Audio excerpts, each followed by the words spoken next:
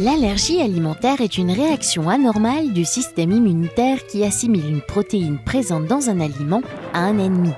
Il est alors appelé allergène et déclenche des symptômes après la consommation de l'aliment en cause, comme des démangeaisons, des éruptions cutanées, des nausées, des maux de ventre, voire même des difficultés à avaler ou à respirer. Dans de très rares cas, l'allergie alimentaire peut conduire à un choc mortel. L'allergie apparaît en 2 étapes. La première étape est silencieuse, avec une phase de sensibilisation qui débute lors de la première exposition à l'allergène. On ne se rend compte de rien.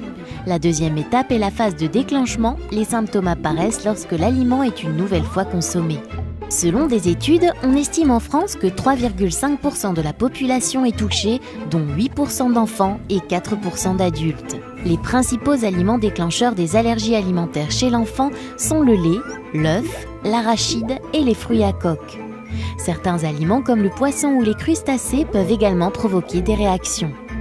Pendant longtemps, on pensait que pour éviter de déclencher des allergies, il fallait attendre pour introduire les aliments les plus allergisants dans l'alimentation des bébés. Or aujourd'hui, des études ont prouvé qu'au contraire, si l'on attend trop longtemps, au-delà des 6 mois, cela ne réduit pas le risque d'allergie, voire même l'accentue. Pour mieux prévenir les allergies alimentaires chez l'enfant, il est conseillé de commencer la diversification alimentaire entre 4 et 6 mois, même en cas d'antécédents allergiques dans la famille, en commençant par les aliments les moins allergisants. Ainsi, l'œuf entier, le poisson, peuvent être proposés à 6 mois après avoir introduit les fruits et légumes classiques et les céréales avec gluten. De même, une compote de fraises peut être proposée dès 6 mois.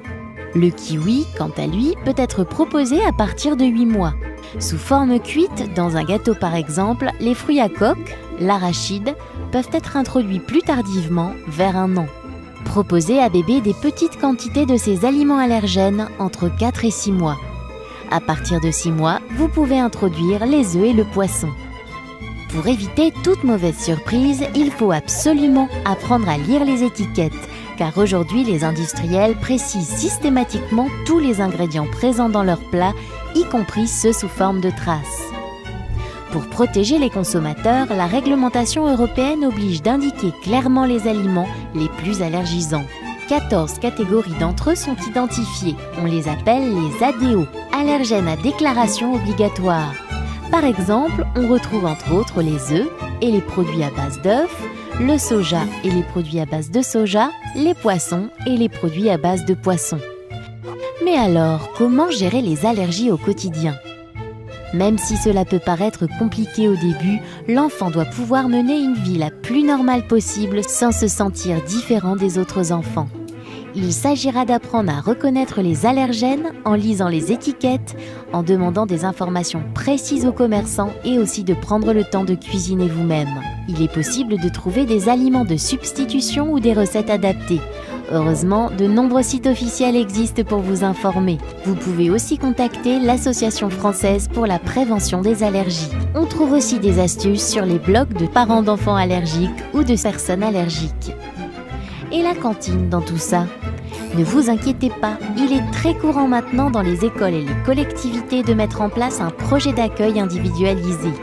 Le PAI permet, en collaboration avec les parents, le médecin et l'école, d'assurer au mieux l'accueil de l'enfant en lui proposant des repas et des soins adaptés.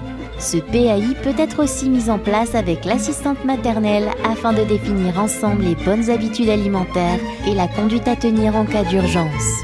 Enfin, expliquez à l'enfant qu'il ne doit pas accepter d'aliments sans en avertir préalablement un adulte au courant de ses allergies et des risques encourus.